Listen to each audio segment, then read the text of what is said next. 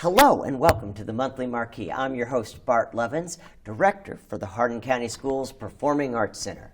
Our first guest is also our PAC Student Spotlight for the month. Please welcome Bailey Bell from Elizabethtown High School. Bailey, how are you today? I'm good. How are you? Good, good. So we've been doing radio interviews and podcasts and that kind of thing. I've learned more about you than I did beforehand. And so one of the things that I'm very interested is, how long have you been working with Allegro Dance Theater? About 4 or 5 years. And I think one of the misconceptions that we've had with other people today is they hear that and they go, oh, well, she's a dancer. But that's not really what drives you to do this, does it? No. I enjoy musical theater for what it is, but I definitely prefer the theater part of it. That's not to say, I used to take tap. I quit this year. And then I love, modern. But I definitely prefer the, singing and acting part of it. How'd you get involved with all of this? Or why did you get involved with all of this? I had done, whatever little show, my middle school had. And then Kim Strange was like, hey, youth theater is doing Seussical. You should, come try out for that. And so I tried that. And then I was like, oh, I really enjoy this. And then I started doing more, community type stuff. Mm-hmm. I joined Allegro. I did Dance Center for a little while, mm-hmm. and then switched to Allegro, and I've been doing that for about 4 years. So was Seussical your first time on the PAC stage? Yes. What was that first experience like for you? It was kind of scary because it was way bigger than mm-hmm. my middle school stage. Right. And it's a lot more professional with the costumes and the big scary lights and the heavy curtains. Big scary lights and heavy curtains. Yeah, that's good. That's a good example. What grade were you in then? Oh, 7th, I think. Yeah. 7th that's going when I into started with youth theater. Was my 7th grade year as well. I think a lot of just to take a second and talk to other students that are watching this. I assume because of other things we've talked about, you were really nervous, really scared, anxious about doing theater when you first got started and auditioning and stuff. How would you describe that to a student who's now interested but scared to take that leap? It's definitely all in your head. That's what I had to learn is now I can get up and audition like it's nothing because it's whatever happens, happens. Everybody that does theater is well aware that it's live theater and things happen. And so, for Singing in the Rain, those auditions, there is definitely a nerve that comes with it, but it's not as debilitating as it once was because it's if I get up there and I completely miss a note, everybody that happens. Nobody's going to sit there and make fun because in 2 weeks they're going to do the exact same thing. I would say no blood, no foul. You live and you move on from it. As someone who's done a lot of theater for several years, the other side of that coin for me is I don't ever not want to be nervous. There's something about that moment before I go on stage, that anxiety, that adrenaline rush. I don't ever want to lose that.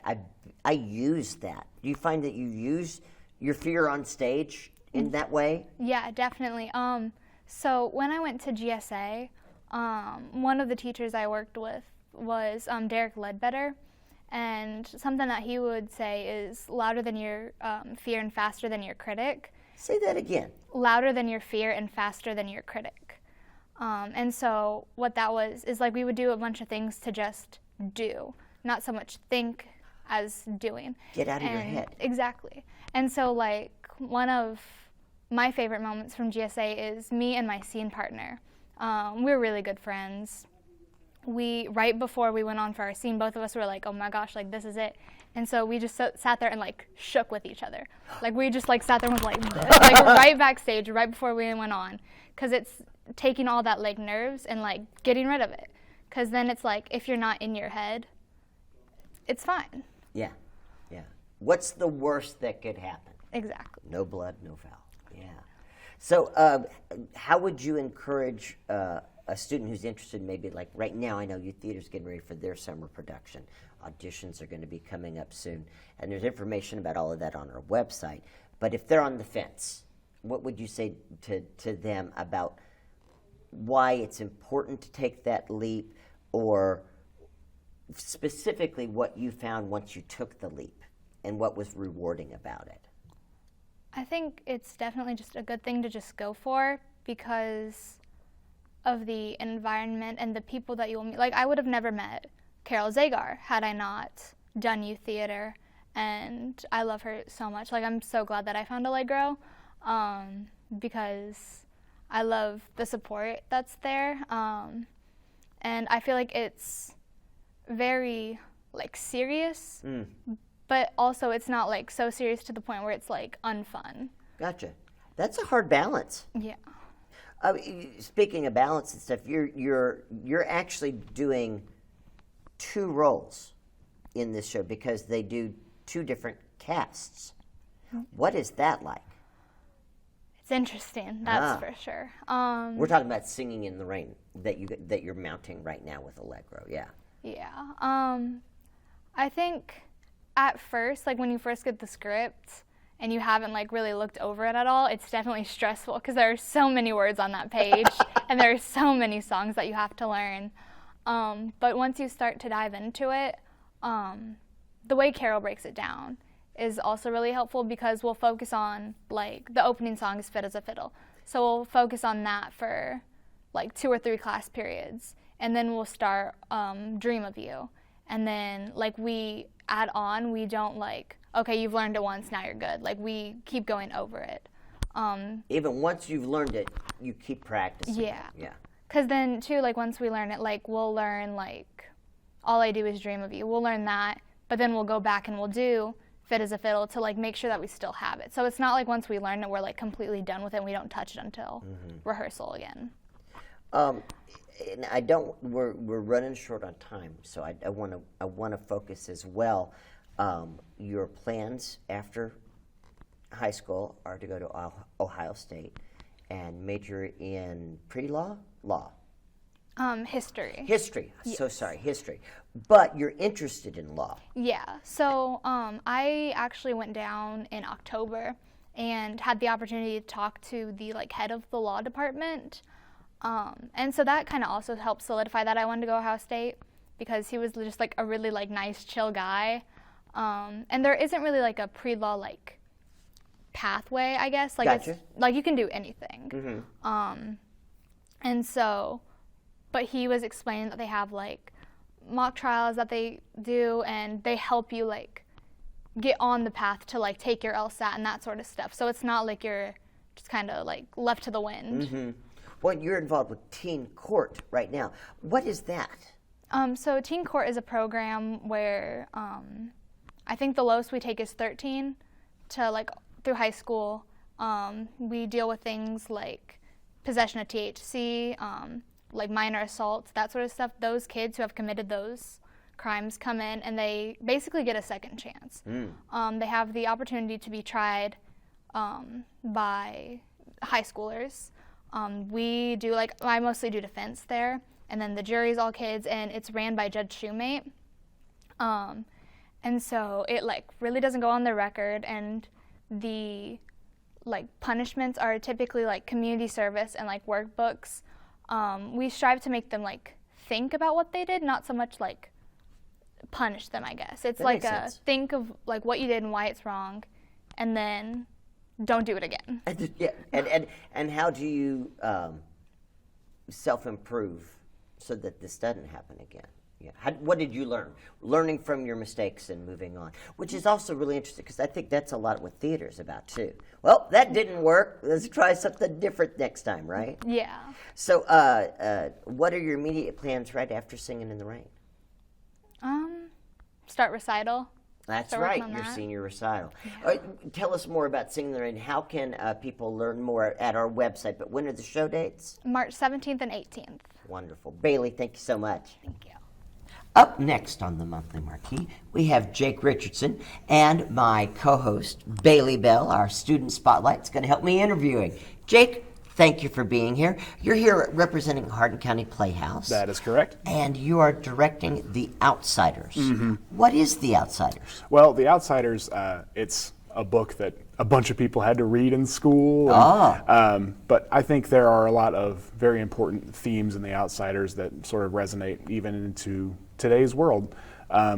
Outsiders is a book about, young people finding their place in the world with the classism and their found families and things of that nature.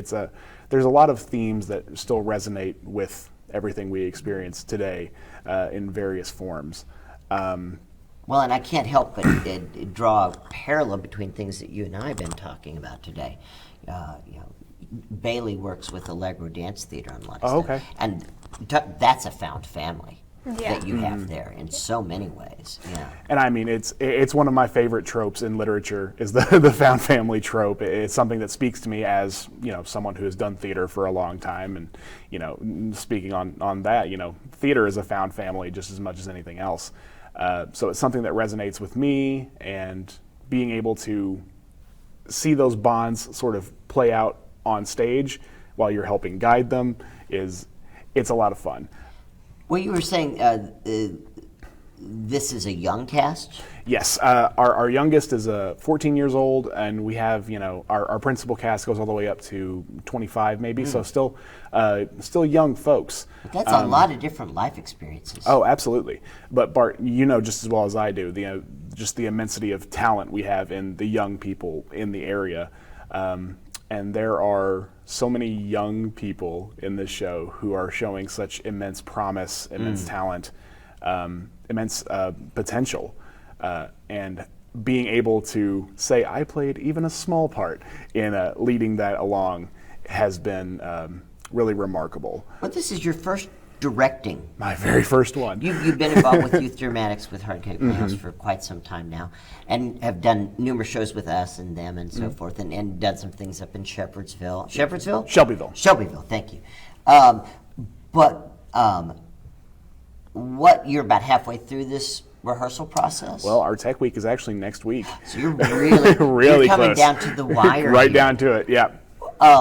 What do you know now that you didn't know before? Or how has it been different than what you imagined? Well, I think in terms of just me as a director, I have a propensity to wait a long time to plan things, which is not good sometimes. But I've told various people as we've gone through this, my whole goal with this, because my actors are doing exactly what I've asked of them, and they're doing everything I could ask for them to do. My goal now is just to do well by them. Putting technical elements where they need to be, making sure they look good up there in the lights. Like, I'm not worried about them. Gotcha. You know what I mean? It's like at this point, my worry is doing everything I can for them to make the show what I want it to be, what they want it to be, and at the end of the day, what the audience will want it to be. And that's very different from when you're a performer. Because when you're a performer, all of your thoughts are on, I have to make sure I say this word right, or the inflection on this is correct. But now I'm just like, all of my actors are doing great. It's just a matter of making everything else around them come together. And sometimes the biggest part of being a director is knowing when to get out of the way. Oh, absolutely. Yeah. Absolutely. Well, once my tech stuff is in place, this is their show, and I have every confidence in the world in this cast. I've told them that since the very beginning. I put them where they are because I know they can do it. Yeah. So I think it's going to be a really spectacular experience, a really spectacular show. And Bailey, I know you and Jake haven't met before, and you're kind of coming at this conversation from a unique angle, having worked with Carol Zagar and stuff. Anything that you'd like to ask Jake? Well, so I've heard about Hardin County Playhouse, but I haven't really done anything through them. Like, I went and saw Heathers and Diary of Anne Frank. And you saw me in Heathers then. I did. But I was wondering if you could explain kind of the audition and rehearsal process that Hardin County Playhouse takes. Well, and it sometimes varies by the director. There are some directors who like to have their auditions very, very early in the year. I know Aaron Taylor from the PAC, who directs some shows for the Playhouse every now and again. He likes to have his auditions very, very early in the year and then have time to get things together. And but typically, rehearsal processes are about 6 weeks, and auditions will take place very shortly after shows have closed. Like, for example, I know 25th Annual Putnam County Spelling Bee is the next thing that is auditioning at the Playhouse, and that will take place, I believe, in early April. I don't want to say that for certain because I'm not entirely sure, but it'll take place shortly after Outsiders is closed, and, you know, we're always looking for more folks. Community theater, our people is what makes it happen. So. What are the dates for Outsiders? Outsiders starts on March 10th, runs to the 13th, and then the 16th through 19th. Okay. And tickets are available through HardinCountyPlayhouse.com. As always. And they can find out about auditions for Putnam County Spelling Bee. Absolutely. Is that the last show of the season? That will be the last show of the season. And I'm hoping to see Carrie next month, and find out what plans are for the upcoming season. I have a few ideas, but want to hear it straight from her. I've got a few ideas too. Yeah, cool. Bailey, anything else? I don't think so. Okay, Jake, thank you very much. Thank you for having me. Please join us in welcoming our next guest, Sarah Vaugh from the Historic State Theater. Sarah, you've got a lot to share with us today. First and foremost, this is our goodbye interview. It is. Yeah. Bailey and I are leaving. No, I'm teasing. See you later. No. Nice knowing you. Yeah. So no, this will be my last HCEC theater interview, if you will. I'll be leaving the city in my position at the end of March, and so moving on to other things and handing the baton, as you said earlier, off to a couple more ladies. So you've been with the state for 11 years? Been with the city for 11 years, and we took over operations of the State Theater in 2019. Right. So I've been involved with theater doings from day one in the 11 years, but over operations, and that actually we adopted that under the events program, if you will, of the city in 2019. Like most theaters across the country, it was struggling. You know, the finances, the costs, the turnover, the staffing, all the things, and so we knew it had to have some city backing financially and through everything. And so we made the decision to go ahead and take over the operations, pull out the board, all of those things, and it is thriving. It has been an amazing relationship, and it's been great. And of course, we were able to hire couple of staff members, and Beth Piles, Priscilla Scarborough have stepped in and just knocked it out of the park. It's just been amazing. Well, and we were talking before, it's so important to have someone to pass that baton on to. Yes. Because it has to, the State Theater has to continue past you. Yes, most please continue past me. Yes, it's, you know, and every theater ebbs and flows and has its good years and its bad. But ever since COVID, it's like the floodgates have just opened. People are ready. Yes, they're ready. And we've been able to, in 2017, the theater, they didn't have the budget to bring in the bigger music artists. And so it was struggling from a rental standpoint as well. It's not big enough to have the big plays like the PAC is, you know, and so it was built as a movie theater in 1942, and that's where its niche lies. But you can do so many more things with it. And so we, through the events program, as the events coordinator for the city, we decided that we would start utilizing the space for big name concerts. And so we started a concert series. And because of that and Edna's foresight on that, we have been able to push that theater to be so much more well known. We don't even have to book our own shows anymore. All of our concerts on the books, and we have a ton, are all rental, which is straight cash for the theater. So it's a win-win. The community gets all these diverse shows and wonderful artists and acts, and we're able to make profits and pay the bills. I mean, we're not, you know, it's great. So we hope to stay on that path for quite some time. I have booking agents that I've worked with for a decade now that call, and I'm like, you haven't called me. Like, why are you not booking things? I'm like, I don't need you. So it's been really, really good for the theater. And every show, like I said, that we've had so far this year has been rentals. And, you know, it's just been great. So we're very proud of that. We're very proud of how it's going to move forward. And yes, it will continue. And Beth actually has been overseeing the theater now since 2019.